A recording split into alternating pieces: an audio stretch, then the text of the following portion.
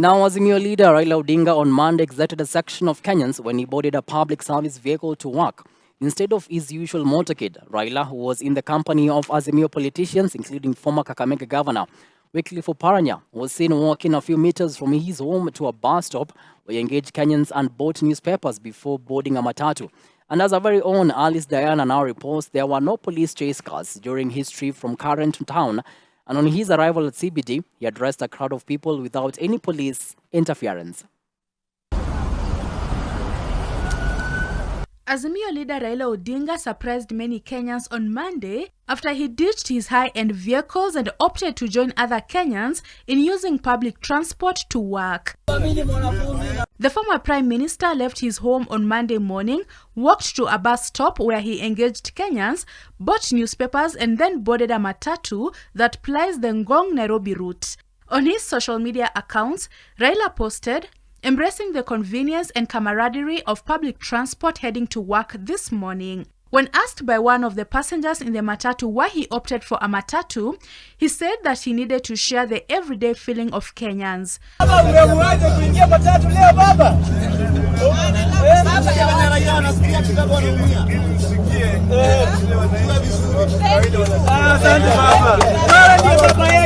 While enjoying the ride from Karen to Nairobi CBD, some passengers seized the moment to snap a selfie with the opposition chief. Others voiced their frustrations over the escalating cost of basic commodities and pleaded with Odinga to intervene on their behalf.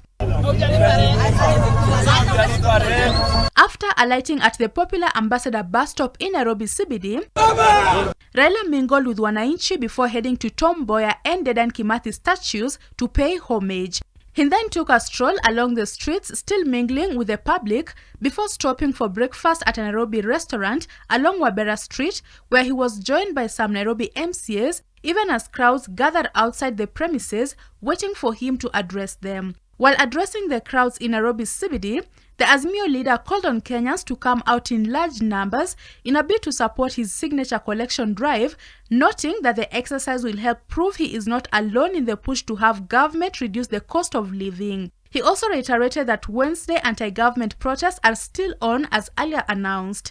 Sasa tumesema siku ya Jumatano.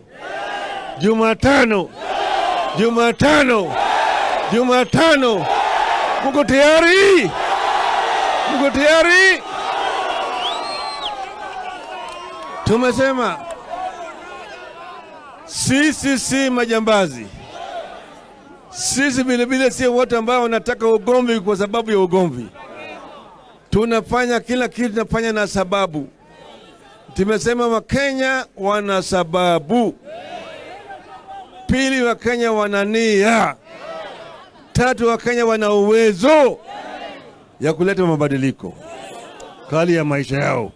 Sasa tutasanya masahihi milioni 15 ya kutoa imani kwa serikali bandia ya Ruto na Gachagua. Mko tayari kuweka sahihi ili sionekane ya kwamba Raila anaongea tu peke yake? Wengine wanasema sisi tunasanya sahihi, tunamaliza wakati. Wajasoma katiba yetu inasema nini? Sisi tunajua wengi wa wabunge wetu wamenunuliwa. Sisi sasa tumerudi kwa wananchi kufanya uamuzi.